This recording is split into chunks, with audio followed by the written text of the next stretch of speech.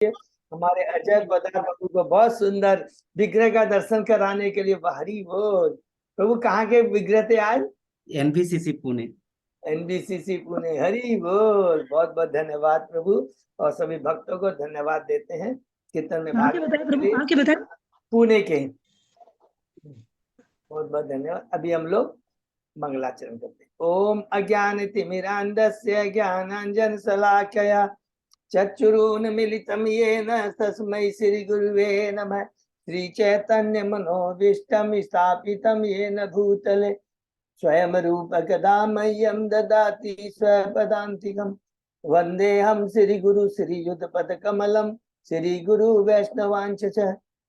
श्रीरूपं साग्रजातं सहगना रघुनाथं वितं तं सजीवं स्वादेतं सावभूतं परिजं सहितं कृष्ण चैतन्य देवं श्री राधा कृष्ण पादान सहगना ललिता श्री विशाखा विदांत च। नम ओम विष्णुपादाय कृष्ण पृष्ठाय भूतले श्रीमते भक्ति वेदांत स्वामिन इति नामिने। नमस्ते सरस्वती देवे गौरवाणी प्रचारिणे निर्विशेष शून्यवादी पाश्चात्य देशधारिणे। वाञ्छा कल्पतरुभ्यश्च कृपा सिन्धुभ्येव च पतितानां पावनेभ्यो वैष्णवेभ्यो नमो नमः।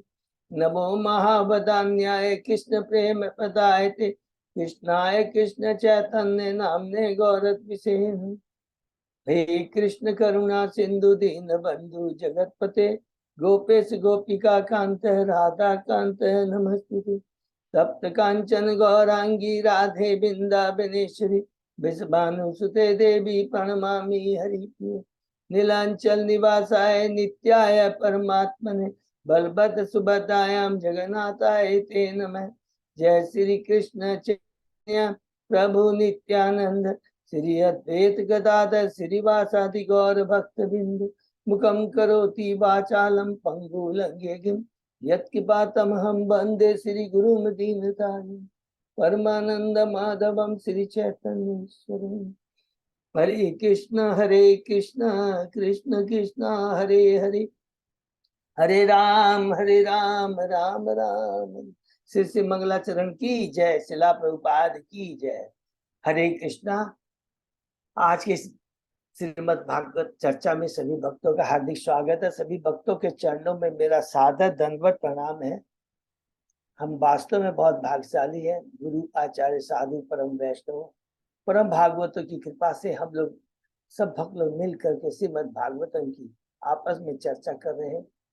हम लोग कैंटो 4 तक पहुंच गए। कैंटो 4 के 24वें अध्याय में है भगवान शिव द्वारा की गई स्तुति का गान। उसके पहले हमने 23 अध्याय कंप्लीट किए हैं, उसको हम लोग संक्षेप में दोहराते हैं।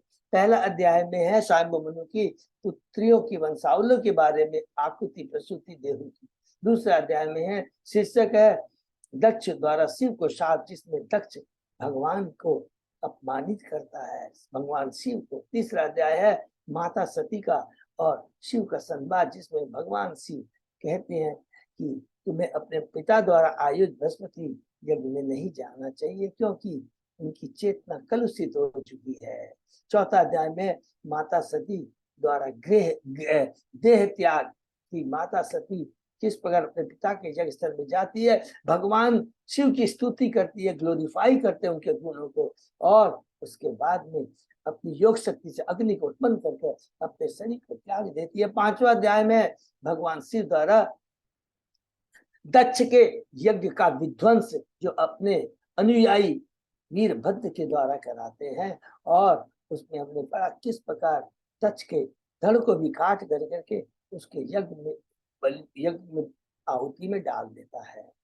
छठवें अध्याय में भगवान ब्रह्मा द्वारा शिव जी को मनाना कि किस प्रकार ब्रह्मा जी सारे देवताओं को लेकर कैलाश धाम जाते हैं, शिव से कहते हैं कि यज्ञ संपन्न होना बहुत जरूरी है, ब्राह्मण की हत्या नहीं होना चाहिए। सातवें अध्याय में शीर्षक है दक्ष द्वारा यज्ञ को संपन्न करना। शिव जी की कृपा से दक्ष को बकरे का धड़ प्राप्त होता है, यज्ञ संपन्न करता है। विष्णु भगवान आकर के वो भी उन्हें शिक्षा देते हैं। आठवें अध्याय में प्रवेश करते हैं ध्रुव महाराज का गृह त्याग एवं वन गमन।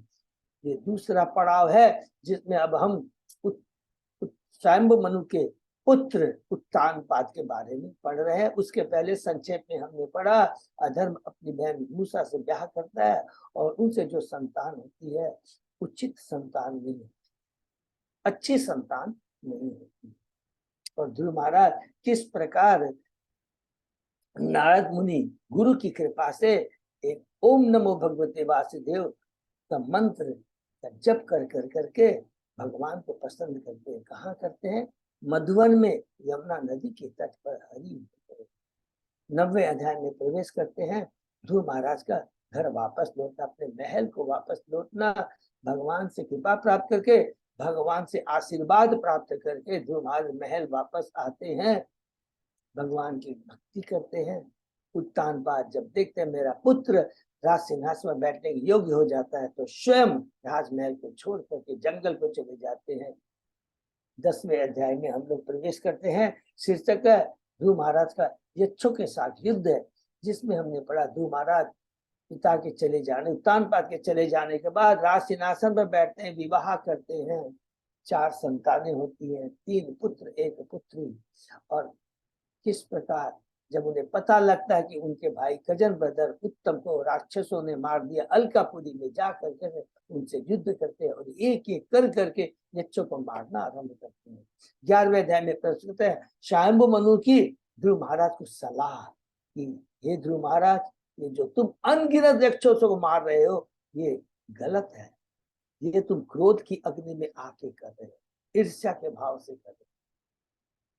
तुरंत युद्ध करना बंद करो और अपने क्रोध की अग्नि को शांत करो, जिसके लिए तुम्हें भगवान के नाम का स्मरण कीर्तन करो। 12वें अध्याय में हम प्रवेश करते हैं। ध्रुव महाराज का भगवान के धाम जाना। ध्रुव महाराज स्वयंभू मनु के आदेश प्राप्त कर युद्ध को बंद करते हैं, कुबेर जी से आशीर्वाद प्राप्त करते हैं और अपने महल में आकर के एक राजर्षि का जो कर्तव्य होता है उसको निभाते हैं और फिर भगवान की भक्ति करते हुए बद्रिकाश्रम चले जाते हैं, भगवान के धाम पहुंच जाते हैं। वैकुंठ से उनका विमान आता है और भगवान ध्रुव महाराज को उनका ठाके लेते। 13वें अध्याय में हम पहुंचते हैं। तीसरा पड़ाव है ध्रुव महाराज के वंशावली का वर्णन, जिसमें हमने पढ़ा कि वत्सर जो उनका छोटा पुत्र है ध्रुव महाराज का, उसकी वंशावली में एक महान राजा आते अंग और उनका पुत्र रहता है बैन। पिता तो एक परम भक्त होता है बैन, लेकिन दुष्ट नास्तिक अधर्मी प्रवृत्ति का होता है। कारण अंग की जो पत्नी सुनीता थी मृत्यु की और उसके आचरण को देकर अंग महाराज अपने महल को छोड़ के चले जाते हैं। 14वें अध्याय में प्रवेश करते हैं। राजा बैन की कथा कि किस प्रकार वो राज सिंहासन पर बैठता है, अपने गलत आचरण व्यवहार के चलते ऋषियों को क्रोध होता है और अपने हुंकार से उसे मार देते हैं। और अंत में हमने पढ़ा कि उसके शव के जो जांग है, मृत शरीर के जांग से उसका मंथन करके ऋषि एक पुरुष को उत्पन्न करते हैं। वो निषाद होता है, निषाद जाति का जो आज भी पाप कर्म में निवृत्त है। 15वें अध्याय में प्रवेश करते हैं।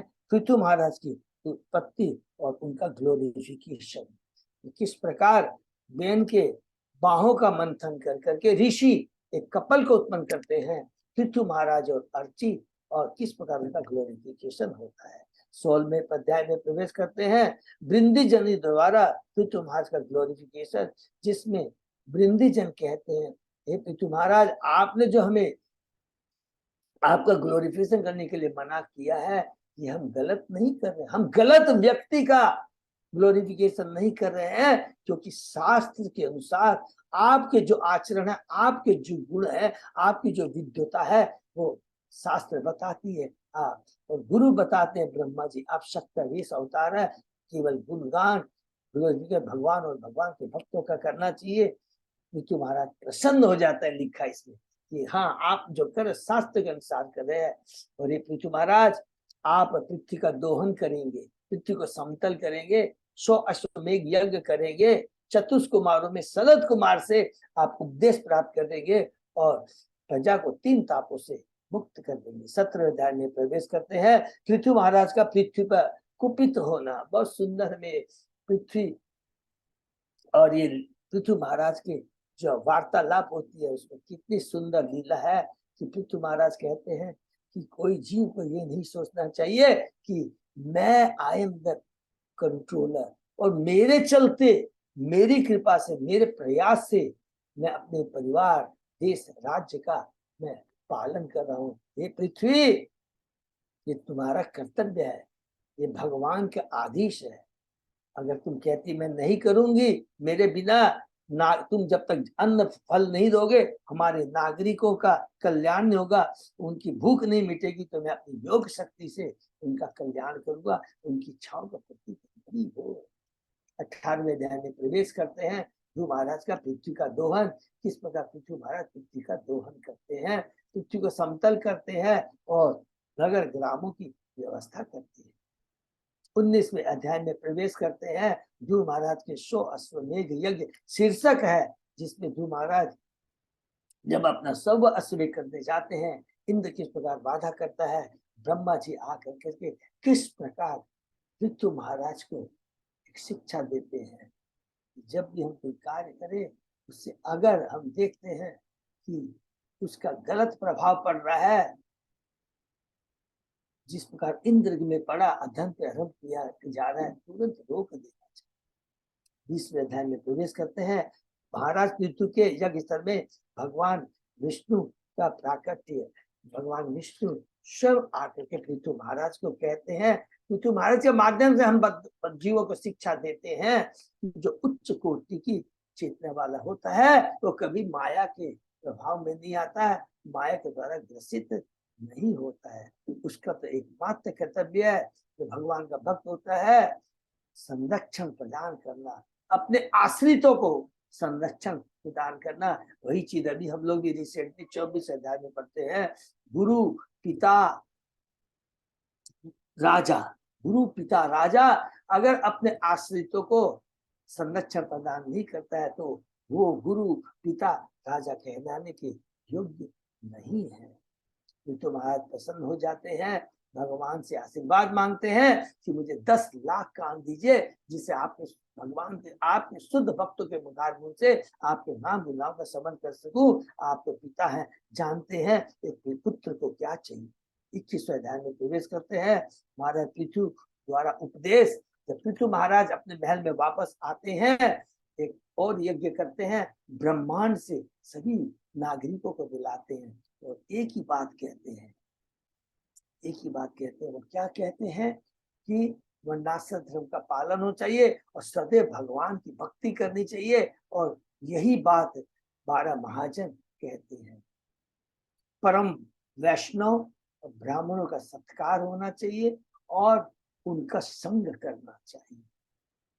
इस तरह बात और कहते हैं मुझ पर आप आशीर्वाद दीजिए कि जिससे मैं शुद्ध ब्राह्मणों वैष्णव की चरण धूलि का प्रदर्शन कर सकूं, उनकी धूलि को, उनके चरणों की धूलि को अपने माथे पर धारण कर सकूं। हरि बोल। उसी समय वहां पर चतुष कुमार पहुंच जाते हैं। हम लोग 22वें अध्याय में प्रवेश करते हैं। चारों कुमारों ने पृथ्वी महाराज की भेंट, बहुत ही सुंदर अध्याय है जिसमें हमने 2 चीज बहुत इंपॉर्टेंट पढ़ी। किस प्रकार वैष्णव का सत्कार, आदर होना चाहिए जब हमारे घर में आते हैं, और हमेशा भगवान से याचना करनी चाहिए कि वैष्णव, परम वैष्णव के चरण हमारे घर में पड़े। घर शुद्ध हो जाता है, वातावरण हो जाता है, अदरवाइज वो घर उस वृक्ष के समान है, खाली खाली सर्प ही घूमते रहते। हरि बोल। प्रश्न करते हैं पृथु महाराज, ये जो लोग भौतिकता में फंसे हुए हैं उनकी कुशलता किस में है? पृथु महाराज कहते हैं भगवान की भक्ति में है, भगवान के भक्तों का संग करने में, भगवान के नाम गुण लीलाओं का समन कीर्तन करने में। और बहुत इंपॉर्टेंट बात कहते हैं, भक्ति करते हुए एक चीज का ध्यान रखना है, और भक्तों का संग नहीं होना चाहिए, वैष्णव अपराध नहीं होना चाहिए, वैष्णव निंदा नहीं होनी चाहिए। बहुत सुंदर बात कहते हैं। और इस प्रकार कहते हुए अंत में एक ही चीज कहते हैं, जो भगवान के चरण का आश्रय लेता है, उनके पास रहता है, वो चरण उस नाव के समान है। भौतिक जगत एक सागर है जिसमें मगरमच्छ, बड़े बड़े मगरमच्छ है, काम क्रोध लोभ मोह के मात्र भगवान की भक्ति करने से भगवान की भक्ति रूपी भगवान के चरण रूपी वो नाव है जिस पर हम बैठ कर करके इस भव सागर को पार कर सकते हैं। चतुष कुमार चले जाते हैं आकाश मार्ग से। ऋतु महाराज रासिनासन चलाते हैं। 5 पुत्र होते हैं, बहुत सुंदर लिखा है, सारे कृष्णमय होते हैं। गर्भाधान संस्कार के बारे में लिखा है और अंत में पृथु महाराज के बारे में बताते हैं मैत्रेय जी विदुर जी को कि पृथु महाराज के जो आदेश थे अग्नि के समान थे, अपने उद्देश्य में पर्वत के समान थे, बुद्धि में यमराज के समान थे, सुंदरता में कामदेव के समान थे। पृथु महाराज की महिमा रामचंद्र भगवान की महिमा के समान मधुर थी। समाप्त होता 22वां अध्याय। 23वें अध्याय में प्रवेश करते हैं। महाराज पृथु का भगवत धाम जाना। एक समय के बाद पृथु महाराज अपनी पत्नी अर्ची को लेकर के वन में चले जाते हैं, तपस्या करते हैं, प्राणायाम योगाभ्यास अपने इंदित्व के लिए भगवान की तुष्टि के लिए करते हैं। अर्ची अपने पिता की अपने पति की उसी प्रकार सेवा करती है जिस प्रकार ऐश्वर्य की देवी लक्ष्मी भगवान विष्णु की करती है। हरि बोल। और पृथु महाराज भी वैकुंठ लोक में जाते हैं और अलग से अर्ची के लिए भी एक विमान आता है तो वो भी भगवान के धाम चले जाती है, वैष्णव लोक को चली जाती है। कहते हैं कि परम वैष्णव का संग करना चाहिए, उनकी सेवा करनी चाहिए, उनके मुखार बिंद से भगवान के बारे में सुनना चाहिए। इतना तो है ही, और परम वैष्णव के भी गुणगान के बारे में सुनना चाहिए, उनका ग्लोरिफिकेशन करने चाहिए, तो हम भी भगवान के धाम जा सकते हैं, अवश्य जाएंगे। इस प्रकार यहाँ समाप्त होता है पृथु महाराज के बारे में। और इसके बाद में अब पृथु महाराज की वंशावली के बारे में हम आगे बढ़ते हैं 24वें अध्याय में। और वहां पर हमने बड़ा शीर्षक है भगवान शिव द्वारा की गई स्तुति का गान कि पृथु महाराज के जो पुत्र था, तो सबसे कई पुत्र थे, हमने पढ़ा था ना 5 पुत्र उन्होंने किए थे, सबको याद है ना, गर्भाधान बहुत सुंदर। उसमें जो सबसे बड़ा पुत्र था विजिताश्च, बहुत ही अपने पिता की तरह है, भक्त था, गुणवान था और अपने छोटे भाइयों को बहुत सुंदर लिखा है, बड़ा प्यार करता था। और अलग अलग, किसी को पूर्वी भाग, किसी को दक्षिण भाग, किसी को पश्चिम, वृक्ष को पश्चिम भाग, द्रविड़ को उत्तरी भाग, हर्यक्ष को और ध्रुवकेश को दक्षिण, इस तरह के अलग अलग 4 जो पूरे उनके पूरा विश्व के वो राजा थे, खाली एक नहीं, भारत के नहीं, अलग अलग वो उत्तर पूरा पश्चिम भाग अपने छोटे भाइयों को दे देता है। और उन्होंने स्वर्ग के राजा इंद्र को प्रसन्न किया था, अंतर धान की पदवी प्राप्त की थी। 2 पत्नियां थी, शिखंडिनी, नभस्वती से एक महान राजा उत्पन्न हुए जिनका नाम है हविर्धान ने हविर्धनी से विवाह किया। 6 पुत्र हुए और उसमें से वर्हिषत जो कि आके बढ़कर के प्राचीन वरी के नाम से विख्यात हुआ, बहुत ही गुणवान था। और उसने सतद्रुति से विवाह किया और सतद्रुति से उनके 10 संतान उत्पन्न हुए जो कि प्रचेता कहलाए। इन प्रचेताओं ने तपस्या करने के लिए घर छोड़कर निकल गए और समुद्र के अंदर रहकर 10,000 वर्षों तपस्या की। समुद्र में प्रवेश करने के पहले भगवान शिव से वो मिले। विदुर जी से मैत्रेय मुनि पूछते हैं कि हमें बताइए, प्रचेताओं से शिव जी प्रचेताओं से प्रसन्न क्यों हुए, कैसे मिले और प्रचेताओं को शिव भगवान ने क्या उपदेश दिया। मैत्रेय मुनि विदुर जी से कहते हैं, प्रचेता जो 10 पुत्र थे साधु प्रकृति के थे, अतः अपने पिता की आज्ञा को पूरा करने के उद्देश्य से वे पश्चिम दिशा की ओर गए। और सुंदर हमने पढ़ा, प्रचेताओं ने एक विशाल जलाशय को देखा, वो समुद्र के समान विशाल था। ये बहुत इंपॉर्टेंट श्लोक है जो हम बोल रहे थे, 20वां श्लोक है। इसका जल शांत था मानो किसी महापुरुष का मन। इसके जलचर इतने बड़े जलाशय की शरण में होकर अत्यंत शांत एवं प्रसन्न प्रतीत हो रहे थे। तो यहाँ पर हमको बहुत बड़ी शिक्षा मिली है कि जो भगवान का भक्त होता है सदैव शांत होता है। कृष्ण भक्त निष्काम अतएव शांत। चैतन्य महाप्रभु कहते हैं क्यों शांत रहता है? क्योंकि उसकी माने वन पॉइंटेड उसका वो रहता है, व्यवसायिक वा बुद्धि, जो बहुत सुंदर है भगवत गीता के दूसरे अध्याय के 41वें श्लोक में कहा है कि वो केवल वन पॉइंट है, माने केवल भगवान और भगवान के भक्त को छोड़ करके उस और किसी से उसका लेना देना नहीं रहता है। भौतिक जगत के ऐश्वर्य उपाधि इससे कोई लेना नहीं रहता है। जो भी भौतिक जगत में उतार चढ़ाव रहते हैं उसका कोई प्रभाव उस पर पड़ता नहीं है। जिस प्रकार समुद्र होता है, नदियां आती है लेकिन वो कभी भी अपने तट को नहीं छोड़ता। एक तो ये पढ़ा, और उसके संदर्भ में शुद्ध भक्त के संग में जो आ जाता, तो लिखा था सागर के अंदर में जो जीव जो भी जीव थे वो भी शांत थे। वो शांत किस लिए थे? क्योंकि उनका संग शुद्ध भक्तों के संग। बहुत सुंदर हमने पढ़ा। फिर हमने पढ़ा उस विशाल सरोवर में विभिन्न प्रकार के पुष्प थे।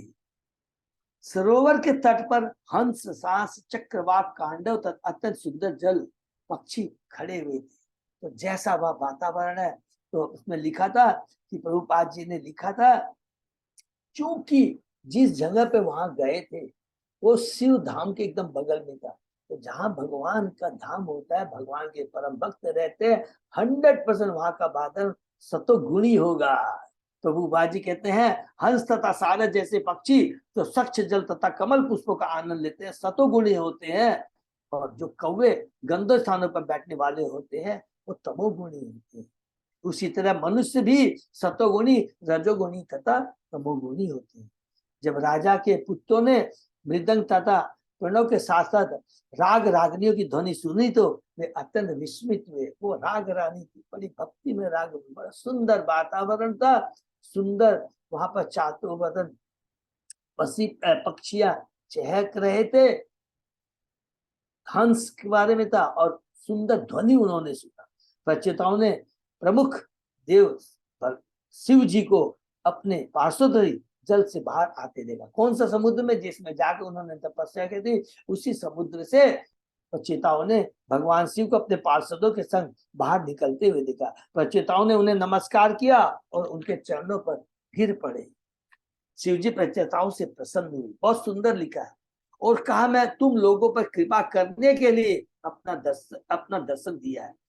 क्योंकि बहुत इंपॉर्टेंट है ये श्लोक हमने पढ़ा, क्योंकि जो श्री भगवान के शरणागत है वो मुझे परम प्रिय है। तो प्रभुपाद जी बहुत इंपॉर्टेंट बात कहते हैं इस श्लोक में, हमको बहुत ध्यान से कहते हैं। शिव जी का भक्त शिव जी को प्रिय नहीं है, किंतु भगवान कृष्ण का भक्त शिव जी को अत्यंत प्रिय है। हरि बोल। क्योंकि जो भगवान का परम भक्त होता है वो सदैव कितना ही ज्ञानी हो, इवन जो सन्यासी हो, परम वैष्णव होता है, वो हमेशा लालायित रहता है। किसका दर्शन करने के लिए? किसका संग करने के लिए? भक्तों का संग करने के लिए। हमने पृथु महाराज के पैर में पढ़ा था कि वो मुक्त पुरुष थे, लेकिन सभी लालायित रहते थे मुक्त पुरुष का संग करने के लिए। ध्रुव महाराज ने भी बद्रिक आश्रम में जब भगवान का विमान आता है उस पर चढ़ते समय वहां के ऋषियों को एक ही बात कहते हैं, मुझे शुद्ध भक्तों का संग मिलता रहे और वहां पर भी जाकर मैं भगवान की भक्ति कर सकूं। ये सदैव हमें भगवान से यही याचना करनी चाहिए। सब बात छोड़ दीजिए, स्वयं भगवान लालायित रहते हैं अपने शुद्ध भक्तों का संग करने के लिए, उनका गुणगान करने के लिए। हमने पढ़ेंगे आगे कि भगवान बहुत सुंदर है, और भगवान में सबसे बड़ा सुंदरता क्या है कि भगवान सदैव अपने भक्तों से मिलने के लिए, भक्तों का गुणगान करने के लिए भक्तों लालायित रहते हैं। ये हमने पढ़ा, उसके आगे आज हम लोग पढ़ेंगे। ओम नमो भगवते वासुदेवाय। ओम नमो भगवते वासुदेवाय। ओम नमो भगवते वासुदेवाय। नारायण नमस्कृत्य नरं चैव नरोत्तमं देवी सरस्वती व्यासं ततो जयम् उदीरये। नष्टायेषु अभद्रेषु नित्यं भागवत सेवया भगवती उत्तम श्लोके भक्ति भवती नैष्ठिकी। कृष्णाय वासुदेवाय देवकी नंदनाय च नंद गोप कुमाराय गोविंदाय नमः। आराधयो भगवान ब्रजेश तनय ततधाम बिंदावनम रमया काचित उपासना ब्रजवधु वर्गेण्य कल्पिता श्रीमद् भागवतम प्रमाणम अम्लम प्रेमा पुमर्तो महान श्री चैतन्य महाप्रभो मतम इदं तत आदरो न पर। हरे कृष्ण कृष्ण कृष्ण हरे हरे हरे राम राम राम हरे। कैंटो 4 श्लोक अध्याय 24 श्लोक 29 प्रभु जी। 29 है। ओके बोल, थैंक यू सॉरी, आज थोड़ा भाई। श्लोक नंबर 29। स्वधर्मनिष्ठ सत जन्म विभूमान विरिंच तामे एति तत परम ही माम अव्याकृतम भागवतो अत वैष्णवम पद्यताहम विबुधा कलातये। जो व्यक्ति अपने वर्णाश्रम धर्म को समुचित रीति से, देखिए बहुत सुंदर है, 100 जन्मों तक निभाता है वो ब्रह्मा के पद को प्राप्त करता है। हरि बोल, ये तो बहुत अच्छी बात लिखा है। जो व्यक्ति अपने वर्णाश्रम को समुचित रीति से 100 जन्मों तक निभाता है वह ब्रह्मा के पद को प्राप्त होता है और इससे अधिक योग्य होने पर वह शिव जी के पास पहुंच सकता है। किंतु जो व्यक्ति, बहुत ध्यान से पढ़ सुनेंगे, किंतु जो व्यक्ति अनन्य भक्ति व सीधे भगवान कृष्ण या विष्णु की शरण में जाता है वह तुरंत वैकुंठ लोक को प्राप्त होता है। शिव जी तथा अन्य देवता इस संसार के संहार के बाद ही उस लोक को प्राप्त कर पाते हैं। हरि बोल, सिंपल चीज हमने पढ़ा था।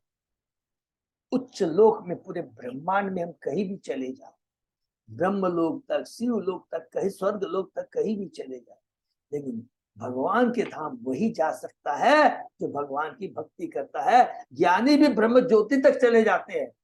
देखिए शिव लोक तक भी भौतिक जगत के अंदर, मैंने एकदम जस्ट, शिव लोक क्या है, ब्रह्म लोक से ऊपर है और आध्यात्मिक जगत जहां शुरू होता है उससे जस्ट नीचे है। लेकिन ज्ञानी तो ब्रह्म ज्योति तक चले जाते, अर्थात आध्यात्मिक जगत में चले जाते हैं, लेकिन भगवान के धाम वैकुंठ लोक को नहीं जा पाते क्योंकि वो भक्ति नहीं करते। तो एकमात्र भक्ति के द्वारा ही हम भगवान के धाम जा सकते हैं, ये चीज यहाँ पर बोलते हैं शिव जी। तथा इस श्लोक में विकास प्रक्रम की चरम परिणति संबंधी विचार प्रस्तुत हुआ, जो कि हम भक्तों को बहुत अच्छी तरह मालूम है, सिंपली पढ़ के निकल जाएंगे। जैसा कि वैष्णव कवि जयदेव गोस्वामी ने कहा है, प्रलय प्रयोधि जले धितवान अशी वेदम। आइए हम विकास प्रक्रम को प्रलय से प्रारंभ करें। जब सारा ब्रह्मांड जल से पूरी था उस समय कुछ मछलियां धन्य जल चरते। ये कहाँ पर है, बहुत ध्यान से सुनेंगे, जयदेव गोस्वामी बताए। अन्य जलते थे, इनसे लताओं तथा वृक्षों का विकास हुआ, क्रमिक विकास की बात कर रहे हैं। फिर इनसे कीड़े मकोड़े तथा सरीसृपों का विकास हुआ, जिनसे पक्षी पशु तथा मनुष्य, अंत में सभ्य मानव का विकास हुआ। अब सभ्य मानव ऐसे चौराह पर है तथा शक्ति है भगवान की, जहां से आध्यात्मिक जीवन में आगे विकास कर सकता है। सभ्य मानव, हम सभ्य मानव हैं, वर्णाश्रम धर्म का पालन कर रहे हैं, काफी नहीं है। सभ्य मानव बनना बहुत अच्छा है, वर्णाश्रम धर्म का पालन बहुत अच्छा है। सभ्य मानव बन जाएंगे, अच्छे कार्य पुण्य काम करेंगे, कोई बात नहीं, लेकिन ब्रह्म लोक, शिव लोक, ब्रह्म लोक जाएंगे। लेकिन भगवान के धाम जाने के लिए भगवान की भक्ति चाहिए, और इसीलिए ये मनुष्य योनि मिली है, और इसी में मनुष्य जीवन का सदुपयोग कहलाया जाएगा। ये अच्छी तरह हमें समझ लेना होगा। यहाँ यह कहा गया कि जब जीव को जीवन का सभ्य रूप प्राप्त होता है तो स्वधर्म अर्थात अपने कर्म तथा गुणों के अनुसार उसमें सामाजिक श्रेणियां होनी चाहिए। बहुत अच्छी तरह हमने पढ़ा, ब्राह्मण, क्षत्रिय, वर्णाश्रम, सबको याद है ना, एकदम पूरा कंसेप्ट क्लियर हम लोग को है। स्वधर्मनिष्ठ भगवद गीता में इसका संकेत चातुर्मास्यम गुण कर्म विभाग, प्रकृति के गुणों तथा उनके कार्यक्रम। मैंने मानव समाज में 4 वर्णों की सृष्टि की है। सभ्य मानव समाज में ब्राह्मण, क्षत्रिय, वैश्य, शूद्र, ये 4 वर्ण होने चाहिए, और प्रत्येक व्यक्ति का अपने अपने वर्ण के अनुसार अपने अपने कर्म होने चाहिए। यहाँ कहा गया है स्वधर्म निष्ठा की ब्राह्मण, क्षत्रिय, वैश्य, शूद्र होने से कोई अंतर नहीं पड़ता। प्लीज इसको अंडरलाइन कर देंगे। कृष्ण भक्ति करने के लिए ब्राह्मण, क्षत्रिय, वैश्य, शूद्र कोई माने नहीं रखता है। हरिदास ठाकुर तो शूद्र थे, लेकिन नामाचार्य के नाम से उन्हें सम्मानित किया गया। यदि कोई अपने पद पर अटल रहे और अपने कार्य को करे तो वह सभ्य मनुष्य समझा जाता है, अन्यथा वह पशु तुल्य है।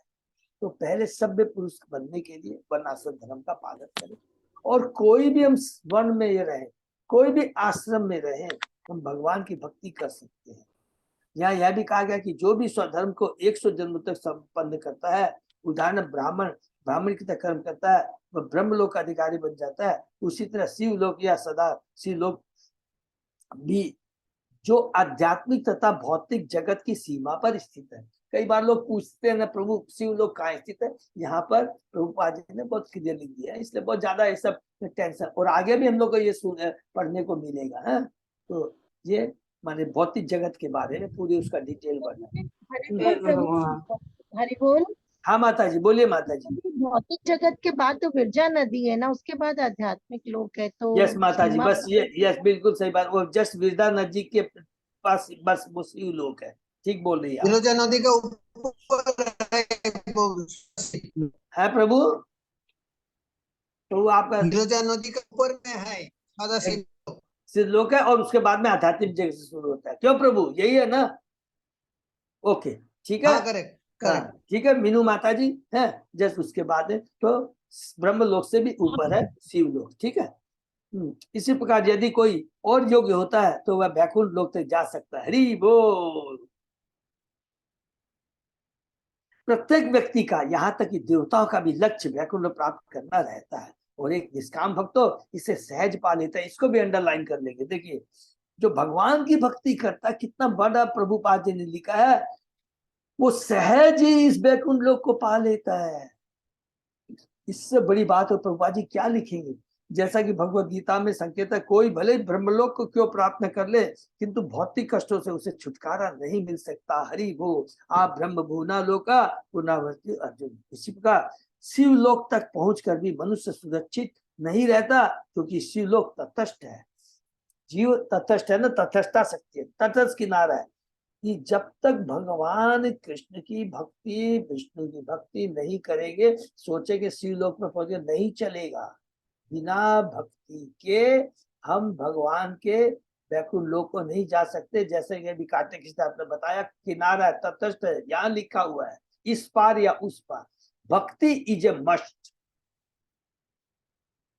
किंतु यदि कोई बैकुंठ लोक को प्राप्त कर लेता है तो पूर्ण रूप से सुरक्षित हो जाता है, तो उसे जीवन की परम सिद्धि प्राप्त हो जाती है और विकास क्रम समाप्त हो जाता है। हरि बोल। इसको भी अंडरलाइन कर दें तो हमारी ये जन्म मृत्यु जरा व्याधि का जो चक्कर है वो खत्म हो जाता है, जैसे ही हम लोग बैकुंठ लोक तक जाते हैं। अदरवाइज शिव लोक तक जन्म मृत्यु का चक्कर की संभावना रहती है। तो संभावना वर्ड क्यों यूज किया?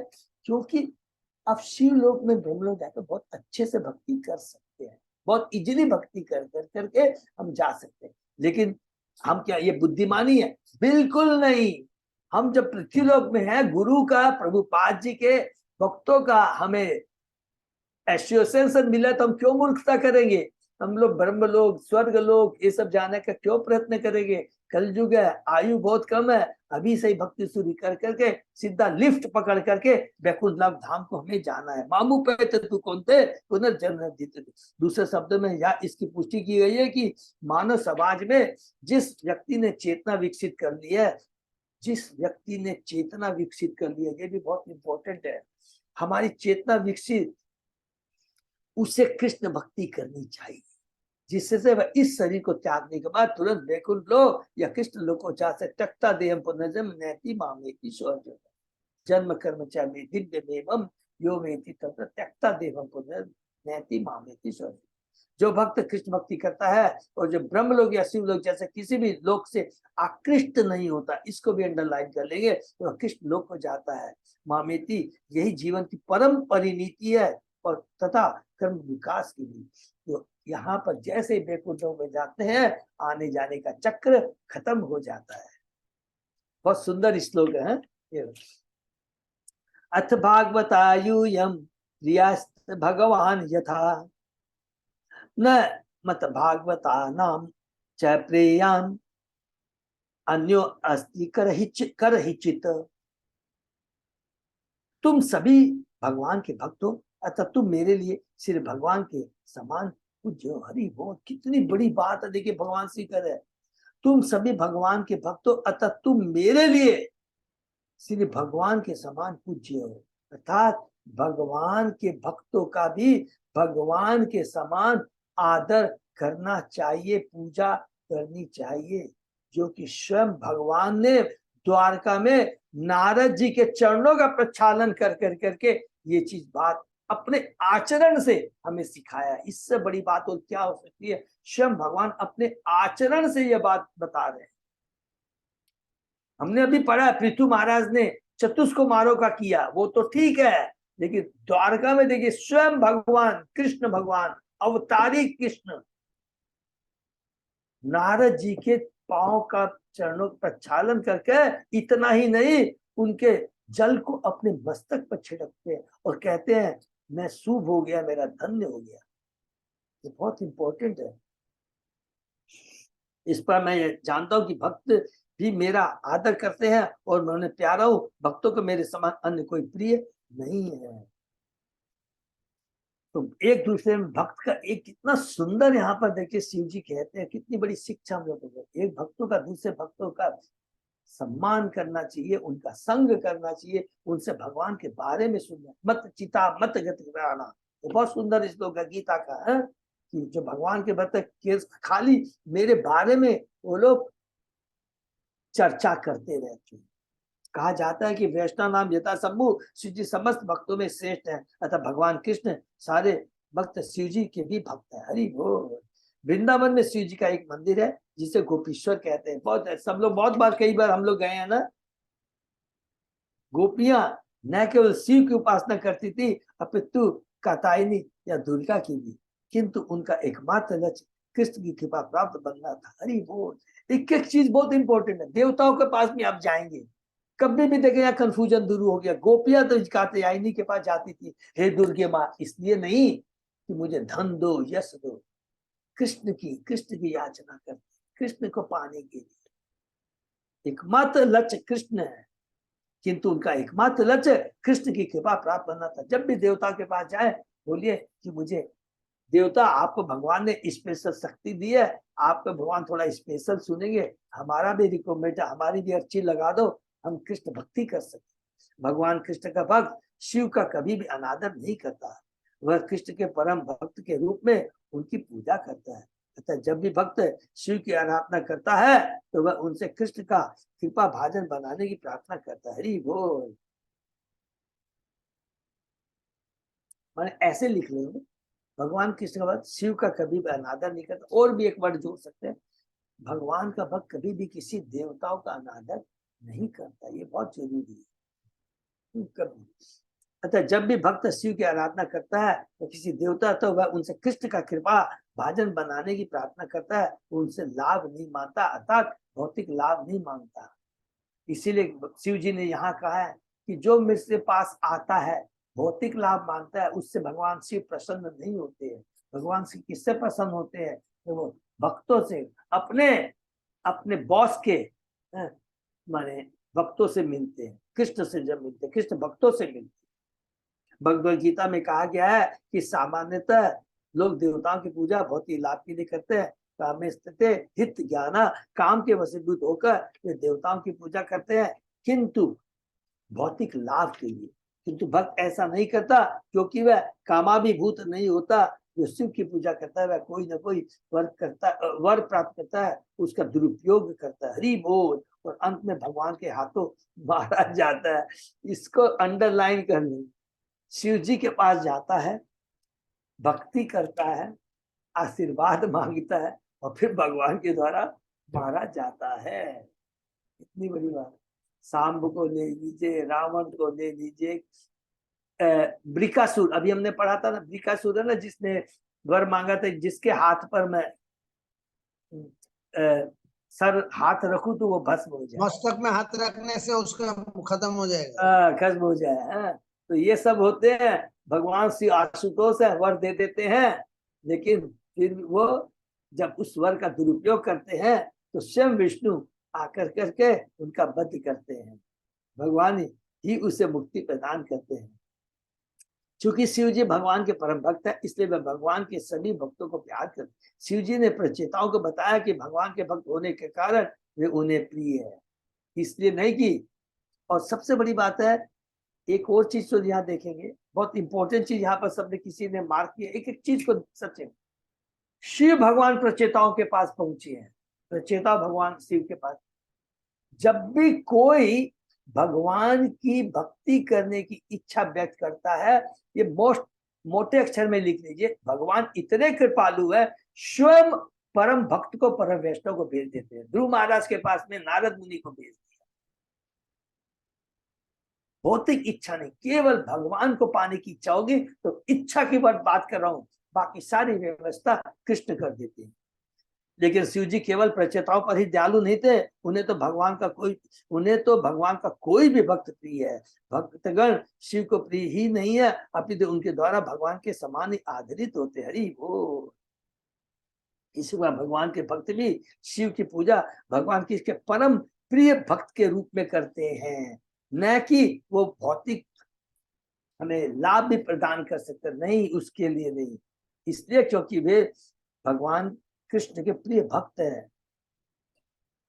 वैष्णव नाम यथासंभव, वे उन्हें पृथक से भगवान के रूप में नहीं पूछते। नाम अपराधों की सूची में यह उल्लेख है कि हर अर्थात शिव के नाम जप को हरि के समान मानना अपराध है, जो कि हमने पढ़ा ना, दूसरा है नाम अपराध का दूसरा।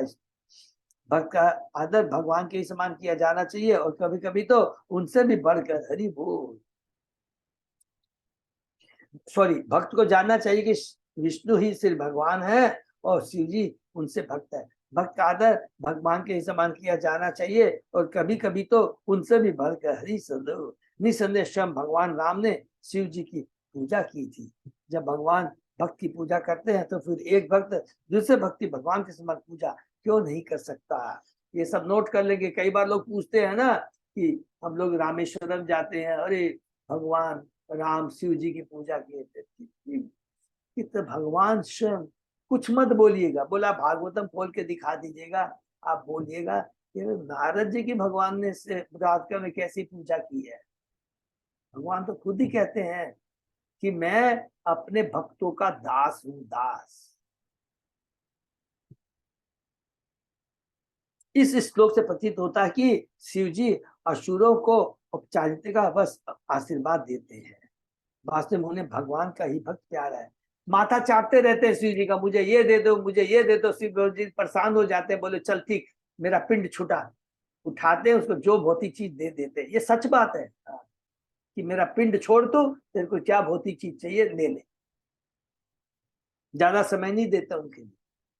इदम विविक्तम जप्त्वयम् पवित्रम मंगलम परम निःश्रेयस्करं चापि श्रूयताम तत् वदामि व। अब मैं एक मंत्र का उच्चारण करूंगा जो न केवल दिव्य पवित्र तथा शुभ है, वरन जीवन उद्देश्य को प्राप्त करने के इच्छुक हर एक के लिए यह श्रेष्ठ स्तुति की है। जब मैं इस मंत्र का उच्चारण करूं तो तुम सब ध्यान पूर्वक सुनना। विविक्त शब्द अत्यंत महत्वपूर्ण है। शिव द्वारा सुनाई गई इस स्तुति को संप्रदाय परक नहीं समझना चाहिए, अपितु इसे अत्यंत रहस्यात्मक मानकर संपत्ति प्राप्त करने या शुभ जीवन लक्ष्य के लिए शिव के आदेशों का पालन करना चाहिए, और भगवान की स्तुति तथा महिमा का गान उसी तरह करना चाहिए जैसे स्वयं शिव जी ने किया। हरि बोल। मैत्रेय वाचः इति अनुक्रोश हृदयो भगवानाः तान् शिवः पद अंजलि राजपुत्रान नारायण परोवच। मैत्रेय ने कहा, भगवान नारायण के परम भक्त महापुरुष शिव जी ने अहेतु के बाद हाथ जोड़कर खड़े हुए राजा के पुत्रों से कहना प्रारंभ किया। शिव जी स्वेच्छा से राजपुत्रों का आशीर्वाद देने और उनके हित की बातें कहने आए थे, क्योंकि वे भगवान के परम भक्त थे, नंबर 1, और पिता का आदेश पालन कर करके राजमहल छोड़ के आए थे भगवान की उपासना करने के लिए, भक्ति करने के लिए, कोई भौतिक लाभ के लिए नहीं। ये सब इंपॉर्टेंट चीज है। उन्होंने मंत्र का उच्चारण किया जिससे कि मंत्र की शक्ति बनी रहे। उन्होंने राजपुत्रों को इस मंत्र को जपने का आदेश दिया। जब कोई मंत्र भक्त द्वारा उच्चारित होता है तो वह अधिक शक्तिशाली हो जाता है। यद्यपि हरे कृष्ण महामंत्र स्वयं शक्तिशाली है, किंतु दीक्षा के समय गुरु शिष्य को मंत्र देता है, क्योंकि गुरु द्वारा उच्चारित होने से मंत्र अधिक शक्तिशाली बन जाता है। हरि बोल। शिव जी ने राजपुत्रों से मंत्र को ध्यान पर सुनने के लिए कहा, क्योंकि बेमन मंत्र सुनना अपराध है, भगवान के चरणों में अपराध है। खाली मैकेनिकल रूप से हमें न तो सुनना चाहिए न करना चाहिए कि मैंने 16 माला कंप्लीट कर दी, नहीं। श्री रुद्र वाच जीतम ते आत्मवित्वर्य स्वस्ति स्वस्ति अस्तु मे भवता आराधशा राधम सर्वस्मि आत्मने नमः। शिव जी ने श्री भगवान की इस प्रकार स्तुति की, हे श्री भगवान आप धन्य हैं, आप स्वरूप सिद्धों में महान हैं और उनका सदैव कल्याण करने वाले, अतः आप मेरा भी कल्याण करें। आप धन्य हैं, आप स्वरूप सिद्धों में महान हैं, भगवान के भक्त भी स्वरूप सिद्ध हैं और उनका सदैव कल्याण करने वाले हैं, अतः आप मेरा भी कल्याण कीजिए।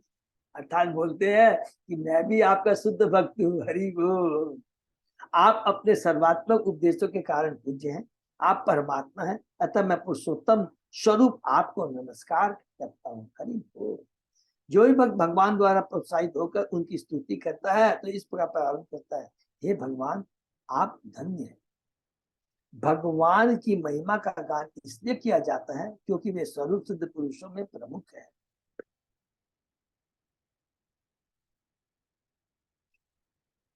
और हम लोग थोड़ा एक ऐड कर लेंगे, जो जैसे हमने जो पढ़ा उसी को रिपीट करता है कोई मन से। जब भी स्वरूप सिद्ध व्यक्तियों का हम संग करते हैं, वातावरण कृष्णमय हो जाता है, हमारी चेतना शुद्ध हो जाती है, हमारी चेतना कृष्णमय हो जाती है, कृष्ण के नाम गुण रूप लीलाओं का श्रवण करने में आनंद आ जाता है, सेवा करने की भावना बढ़ जाती है।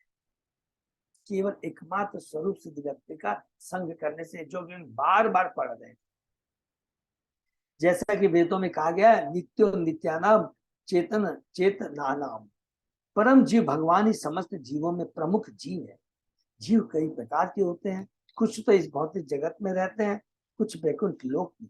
जो वैकुंठ लोक में रहते हैं वे स्वरूप सिद्ध होते हैं, क्योंकि आध्यात्मिक स्तर पर जीव भगवान की सेवा करना नहीं भूलता।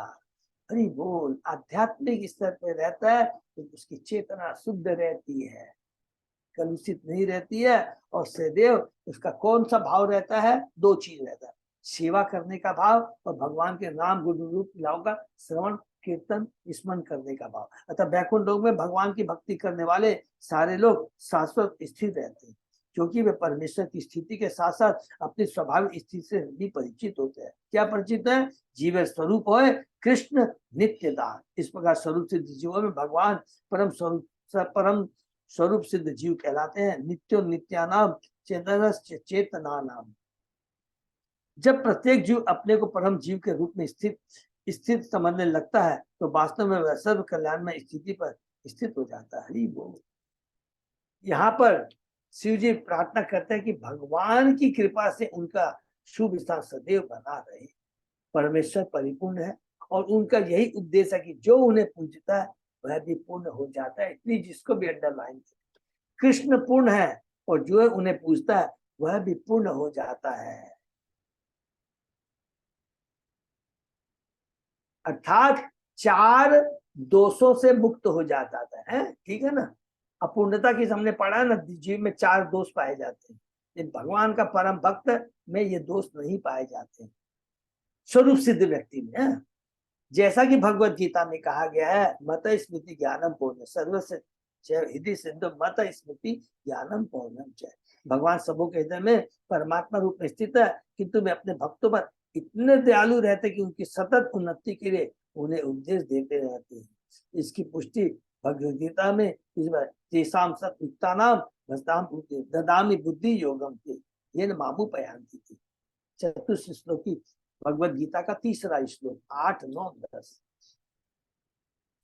भगवान शुद्ध भक्त को उपदेश देने के लिए सतत उद्यत रहते हैं, जैसे कि अभी शिव भगवान प्रचेताओं को उपदेश देने के लिए आए हैं। अर्थात एक चीज और हम लोग ऐड कर सकते हैं, भगवान का जो भक्त है भगवान के आदेशों को सदैव याद रखता है। क्या है? जारे देखो तारे को कृष्ण उपदेश आमार आज्ञा गुरु होए तारो यही दे।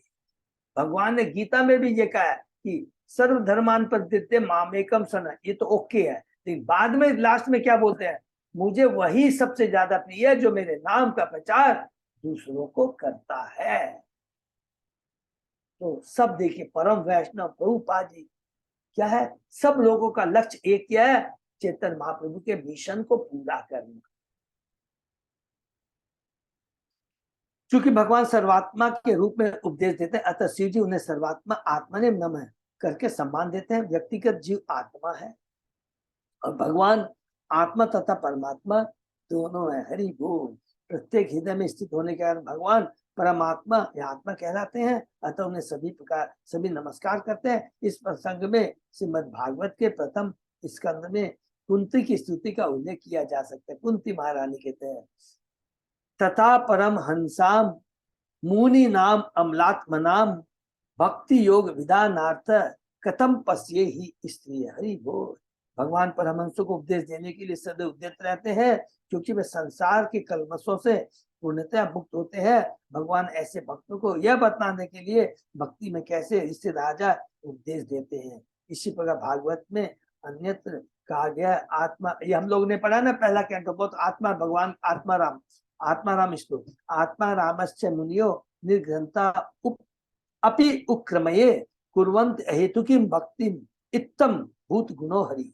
आत्मा राम सद भौतिक जगत से विरक्त होकर आत्मज्ञान में लगे रहने वालों के लिए आया है। ऐसे स्वरूप सिद्ध पुरुष दो प्रकार के होते हैं, सगुण तरह, किंतु निर्विशेषवादी भी भगवान के दिव्य गुण के प्रति आकृष्ट होने पर भक्त बन जाते हैं। कितनी सुंदर बात है। निर्विशेषवादी भी भगवान के दिव्य गुण के प्रति आकृष्ट होकर भक्त बन जाते हैं। कोई भी बता सकता है एग्जाम्पल? प्रकाशानंद सरस्वती, जिसको सम चेतन महाप्रभु जो कि मायावादी थे, उनको चतुष्कुमार, और भी और बोल सकते प्रभु, सार्वभौम।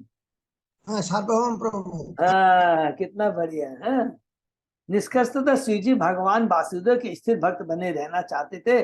जैसा कि अगले श्लोकों से विदित होगा, शिव जी कभी भी निर्विशेष परमेश्वर से तारतम्य नहीं चाहते, अपितु वे इसे अपना सौभाग्य मानते हैं कि वे भगवान की भक्ति में स्थिर बने रहे। इसी ज्ञान से मनुष्य यह समझ पाता है कि सभी जीवात्माएं, जिनमें ब्रह्मा, शिव तथा अन्य देवता सम्मिलित है, परमेश्वर के दास हैं।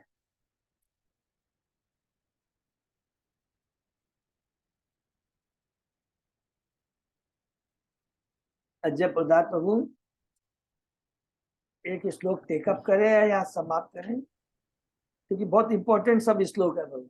तो यही करते हैं प्रभु, यही पर हम लोग समाप्त करते हैं, क्योंकि भगवान शिव परम वैष्णव हमें बता रहे हैं किसका है, भगवान का ग्लोरिफिकेशन कर रहे हैं, भगवान की भक्ति के बारे में बता रहे हैं, भगवान के भक्तों के बारे में बता।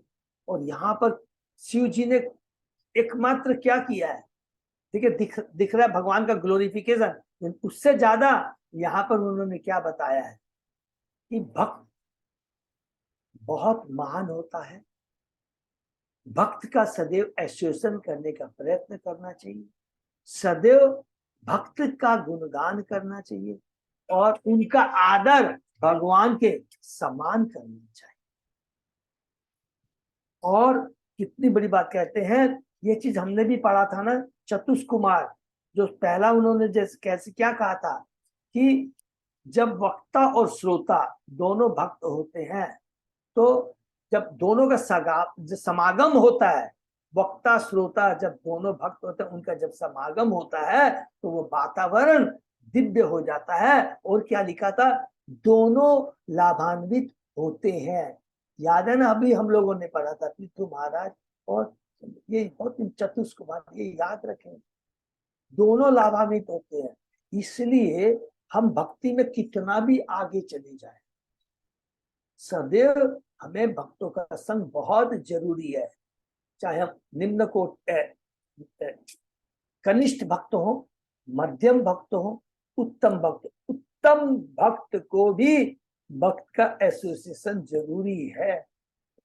ये चीज यहाँ पर लिखी है। भगवान स्वयं जब भक्त का संग करना चाहते हैं तो हमारी औकात ही है। तो ये शुद्ध भक्तों का पूरी भागवतम भगवत गीता में अल्टीमेटली घुमा कर करके एक ही चीज मिलता है, कृष्ण, कृष्ण भक्ति, कृष्ण प्रेम। कृष्ण भक्ति को प्राप्त करने के लिए एकमात्र उपाय है शुद्ध भक्तों का संग, नहीं तो कृष्ण प्रेम नहीं मिलेगा, नहीं मिलेगा, नहीं।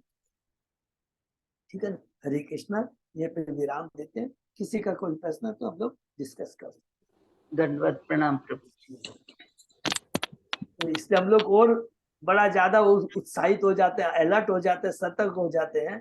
इसलिए हमेशा देखिए, प्रभुपाद जी ने बहुत क्या शुद्ध भक्तों का संग किया है। ये जो 5 है ना, हमेशा यही मेरे चेष्टा ही रहती है। रूप गोस्वामी ने 64 भक्ति के अंग में जो 5 बोला है ना, तो हमेशा याद करें कि ये 5 हम फॉलो कर रहे हैं। क्या क्या है? जस्ट एक मिनट। हरिनाम संकीर्तन, शुद्ध भक्तों का संग, भागवत श्रवण, डेटी वर्शिप और धाम यात्रा। इससे हम लोग जो याद रखेंगे, पूरी प्रभुपाद जी ने 100% इसको पे बनाया। इसे ईयरली हम लोग देखिए शॉर्ट टू लॉन्ग टू करते रहते हैं, बहुत करना चाहिए। कई बार बोलेंगे प्रभु नहीं मैं नहीं जा सकता, कोई भगवान से दावा कि प्रभु मेरे उस समय कोई अड़चन नहीं आए, मेरे को लॉन्ग टूर में जाना ही जाना है, भक्तों का संग मिलेगा। 2 होते हैं ना उसमें, क्या होता है, भक्तों का संग मिलता है, लॉन्ग टूर होता है, और हम लोग धाम दर्शन होता है। देवी कितने लोग स्थान तीर्थ स्थानों को देखते हैं, भगवान के भक्तों से मिलते हैं, भक्तों का संग होता है, भगवान की लीलाओं का समझ करते हैं।